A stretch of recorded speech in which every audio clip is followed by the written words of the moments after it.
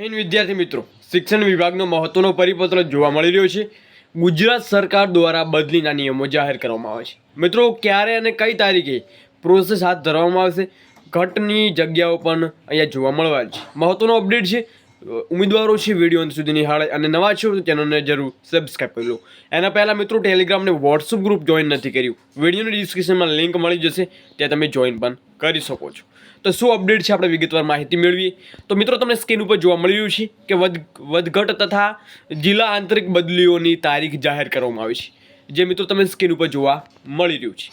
બીજી અપડેટ આપો મિત્રો, કે જે તમને જોવા મળ્યું છે કે પ્રથમ બદલી કેમ્પ 1 સપ્ટેમ્બરથી 22 સપ્ટેમ્બર સુધી યોજાવાનો છે, જે તમને સ્ક્રીન ઉપર જોવા મળી રહ્યો છે, જે પ્રથમ બદલી કેમ્પ છે.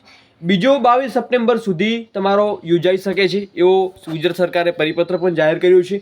જિલ્લા આંતરિક બદલીઓ 2 તબક્કામાં જાહેર કરવામાં આવશે, જે તમે સ્ક્રીન ઉપર તમને જોવા મળી રહ્યું છે. એટલે કે જે એના તબક્કા રહેશે, જેમાં તારીખ પણ જે જાહેર કરવામાં આવી છે.